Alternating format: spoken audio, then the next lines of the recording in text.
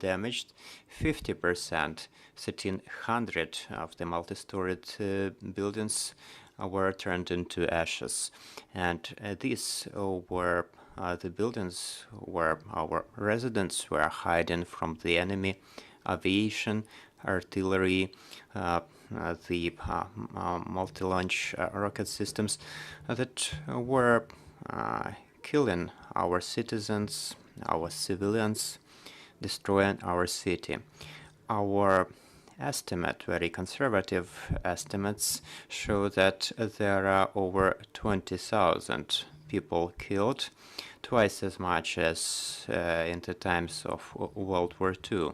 Over the 2 years of occupation in 1941-43, slightly above 10,000 people were killed by the Nazis. In these days, 22,000 people were killed in Mariupol. So what does the Russian order or Russian world means for us? It means destruction, killing, and looting. When they seized the city, they were following the same approaches as Goebbels and Hitler did. They got ready for this war, and we are sure about this today because they quickly destroyed all the critical infrastructure. They destroyed 15 locations of electricity connections which provided electricity for our city. It took just a week for our city to be left without electricity, without communications, without central heating, without gas, and what's crucial, without potable water. Right now, this city is in the situation of humanitarian catastrophe. This terrible situation is exacerbated by the propaganda, and this is a fight that you journalists are fighting against, because the informational war is also a component of war, and we are also intending not to lose in this component of war. Everyone needs to hear the truth about the things that are happening in Mariupol these days. And this is a war of the greatest bloodshed in the history of Mariupol. Over 22,000 people killed. And right now this terrible situation is also exacerbated by something that was expected but is also terrible. This is the situation of the epidemic. It has so happened that over 22,000 people were killed. These killings were happening, but the locals didn't even have the opportunity to bury those people in the civilized way, so they were burying them in the yards, in the parks nearby. And right now it has created a network of such improvised burials. Sometimes these are quite big graves with multiple bodies in them. And now it's the beginning of summer, quite hot outside. So there is a terrible smell in the city, and these people who are held hostage by the Russian Federation, unfortunately, they have to breathe with this smell of death. They have to deal with a sewerage system that's not working. There is no system for the collection of domestic waste, and this is the very beginning of the terrible widespread of epidemic diseases, which can take thousands of lives of our civilians. So we are calling upon our partners, the Red Cross, the UN, etc., to save the lives of our citizens in Mariupol. Unfortunately, just like any other terroristic organization, the Russian Federation is holding them hostage. Since mid-April, the city was closed. And there is no possibility to leave from the territory they control. They encourage people to come and see if their property is still there, or maybe they encourage also people to sign documents saying that these destructions were made by the armed forces of Ukraine. The propaganda is still active there, but our Ukrainians, and we are grateful to them for this, are not following the Russians' advice. And it's very important for the world right now to know what Russia means. It means destruction, killing, and looting. Thank you. We can see some statements of the Russian Federation about the simplified procedure for providing Russian citizenship to our citizens in the occupied territories. Do you see that in Mariupol? I'll answer simply. We could see this experience when something was being planned on the 9th of May.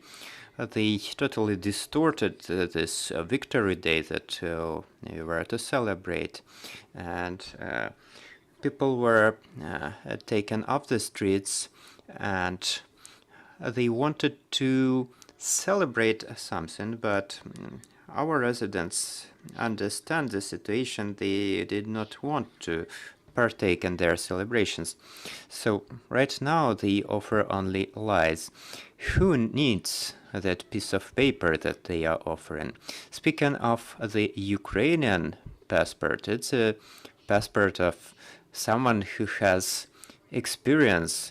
It's the passport that opens door to Europe, but the red piece of paper, it's a piece of shame. It's something one needs to hide in the pocket. So right now the locals do not support such attempts, and I'm grateful to the residents of Mariupol for understanding what is happening, for understanding that this is a crime, and understanding who is guilty. And these are Putin and his troops, and also the high political and military leadership that needs to be held responsible for the genocide that they are implementing. The filtration prisons. This is something that we are learning about from open sources. Do you have any information on that? Unfortunately, yes, there is a network of such filtration centers, and it is growing. So once again, the city is closed. There is almost no possibility to leave Mariupol for Ukraine, and there are over 100,000 people staying there. The occupational government is inviting more people to come and look what's still left, and they are keeping them there. It's my personal opinion that they are doing this. They are calling our citizens to protect themselves with their bodies, because they understand that quite soon we will be liberating our lands, we will be deblocking our city of Mariupol, and so they are trying to protect themselves with the bodies of Mariupol residents. I do not have any other understanding why this could be happening. Since the shelling of Mariupol has stopped, we are also getting some information about collaborationists. Is your team helping to collect the information about such people? Are you documenting it and transferring to the law enforcement institutions? Yes, we already have evidence of over 1,000 military crimes committed by the Russian Federation and the occupational powers, which are mainly represented by the opposition parties, which were elected by Mariupol residents, but they betrayed them later. How come it has happened that all the critical infrastructure was destroyed in just a week? This is because there was a very good understanding what exactly they needed to destroy. So, since the beginning of the war, we have established the hubs for bringing in the food, medicines, etc., and these hubs were destroyed too. When we were getting ready the evacuation on the 5th of March, they were asking questions about the locations and the numbers of buses that are provided for that. They collected this information and destroyed the buses in those places. We had about 100 vehicles. We wanted to do this internal evacuation, but they were destroying everything. They were inviting us to cooperate on this, and together with our military, our heroes, I requested the Russians to open the city to enable the locals to live. They did, and what did we get as a result? It's the Russian tanks, Russian artillery were coming in through these open corridors, and when the locals were living on their personal cars, they were coming to the very first Russian checkpoint, and they asked permission to leave, and they answered, no, we do not have such orders. We do not have the orders to let you out. And at the same time, the aviation, artillery, missiles from the ships were used against the city. And once again, the world needs to understand when they are saying that it's a liberation operation, we need to understand what was the nature of Mariupol. It was a multicultural city. Half of the city had Russian origin, most were Russian speaking, but this did not stop Russians from ruining the city. They did this on purpose. Why? Because in 2013 the city did not follow their propaganda. They wanted to create this so-called People's Republic of Donetsk. Mariupol was held hostage for 2 months, but then it was liberated. From this, we continued moving forward as a free, prosperous, blossoming European city. What was happening in Donetsk at the same time? Nothing was happening. And the second element here is also envy. They were envious of our development, our desire to live in the free democratic world. And now this was the reason they ruined our life. They have taken away everything from us, but we still have a dream and we still believe in the armed forces of Ukraine.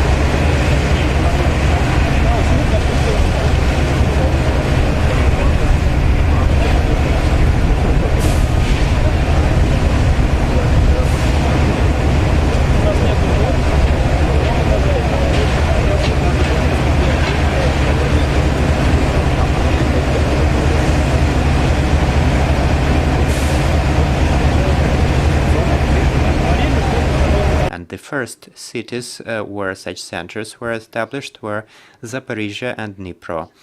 These were the cities that host over 70,000 residents of Mariupol. We are doing this for them to feel this help.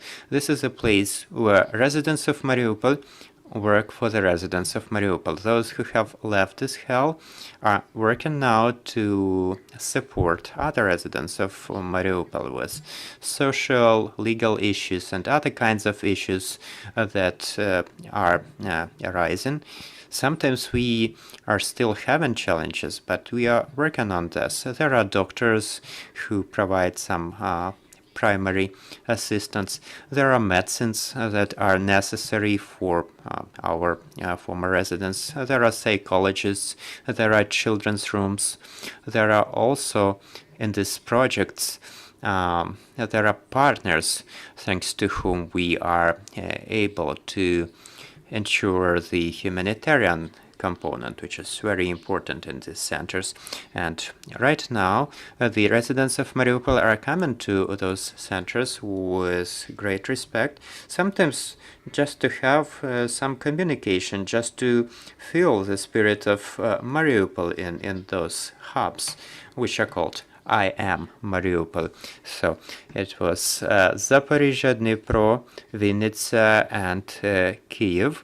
And next week we are going to launch ones in Lviv, Odessa, Khmelnytsky, Ivano-Frankivsk, Kropyvnytsky, Uzhhorod, and other cities as well. So such hubs are going to be established almost everywhere around Ukraine, and yes, the purpose is for us to follow the residents of Mariupol. We are also establishing recreational centers for families that will be available since next month, and I'm very grateful especially to the mayor of Vinnytsia, Sergei Morgunov, who was the first to answer this call. And on the 13th of June, there will be the first teams, the first families of parents and children who will have this opportunity to take a break from this war, and have some recreation here in Ukraine, and we need to continue working to save residents of Mariupol, bringing them back to normal life. Also, this morning we got some good news. A little boy, Yegor, we can share his name already. He was the author of the famous Mariupol diary. All the journalists were covering it. And he is in safety right now. He is in Zaporizhia. Can you share anything about him? Well, we still need to wait, because everyone who has been to Mariupol these days, these are the people who have challenges with mental health. We need to work with them in this regard. This is why we have professional psychologists in these hubs that are being established, and it takes time.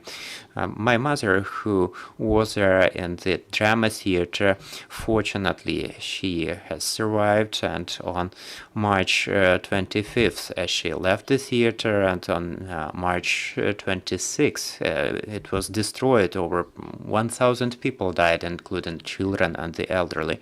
So it took a week for my mother to just start speaking, and it's terrible when you are for a month or longer under this fire that doesn't cease. And since the very beginning of March, first day there was 1 aircraft, 2 aircrafts, 3 aircrafts, 5 aircrafts, and twice an hour they were bombing the city. It was their daily job. They were ruining and destroying everything. It's terrible. And when my mother has said that, okay, we believed that Grad and Smerch systems were the most terrible, later we understood we were wrong, because the air raids, the aircrafts were even more destructive. It was impossible to hide. Now, Dear colleagues, you have the chance to ask your questions. Please use the microphone. Kristina Atovska from North Macedonia. I have a question. Yesterday our ombudsman was in Ukraine and he gave your government one interesting suggestion. Instead of Red Cross to be international group of ombudsmen who will visit the war prisoners and the citizens who are stuck and trapped in cities like Mariupol.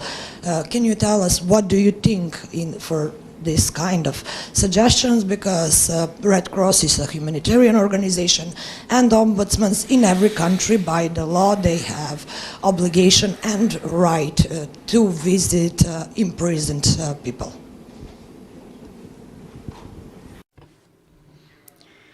I agree with this proposal 100%. This is a separate subject that exists right now. We have a volunteer organization that's been established. It's called Women of Steel. These are the wives of our heroes who have joined their efforts to save the lives of their husbands, those held hostage by the Russians and the so-called Donetsk People's Republic. Thousands of residents of our region, including the ones from Mariupol, are held there. We need to understand what is happening there. This information is coming through very briefly, but we are learning that Mariupol residents are held in small cells, 2 by 3 meters, where 10 to 15 people, men or women, are held. Once a day, they are let out to use the toilet. Once a day, they give them something they call food and some water.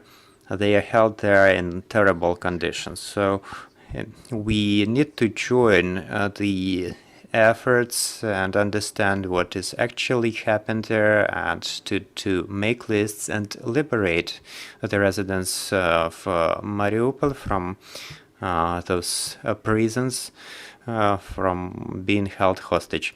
We also know that there are already court rulings against those who disagreed to work with those occupiers and collaborationists.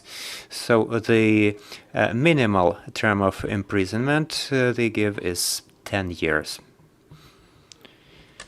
With National Public Radio.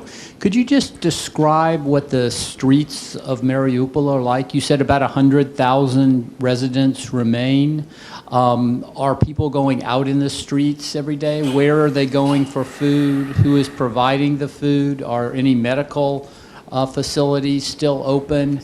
Are Russians patrolling the streets? Or are the streets mostly empty? Just a general picture of what the streets of Mariupol look like today.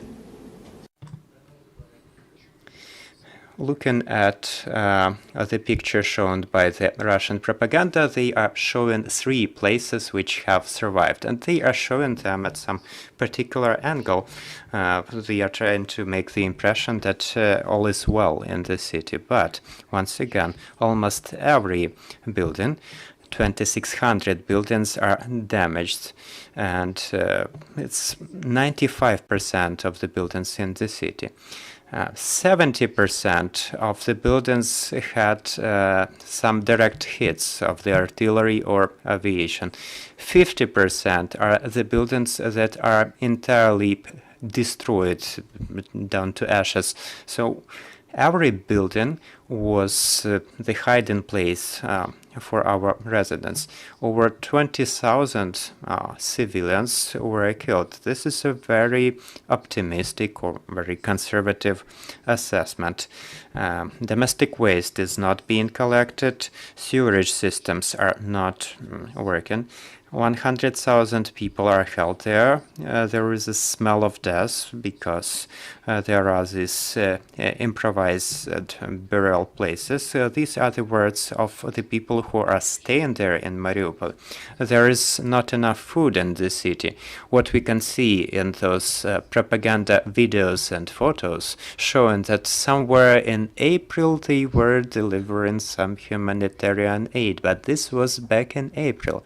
After that, nothing was happening. People are looking for food, and they are coming there and selling some food, but one needs to buy it for money. Where does one get money? The main problem in the city right now is the lack of potable water. There is none, because the entire network of the water supply and sewerage is destroyed.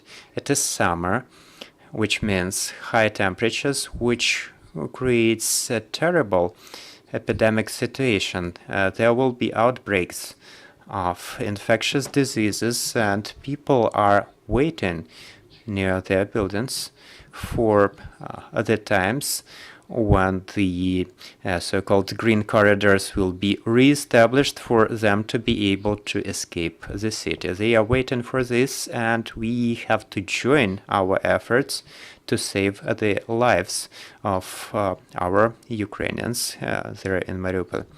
Thank you for joining us. Okay, last question. Quickly, Valerie Hopkins from the New York Times. We saw even a few weeks ago on your Telegram channel and others Russian attempts to minimize what was happening in Mariupol. As I understand, they said, according to their official estimation, only 12 people died in Dram Theater. How worried are you about them destroying possible evidence, or not really being able to establish the full extent of the crimes that occurred? And what is your knowledge of the prosecution and the authorities' ability to start to prosecute crimes specifically that happened in Mariupol? Thank you.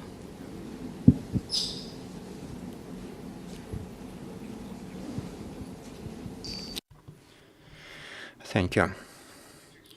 We are right now recording all the crimes of the Russian army and the self-proclaimed leaders, self-proclaimed government of the city.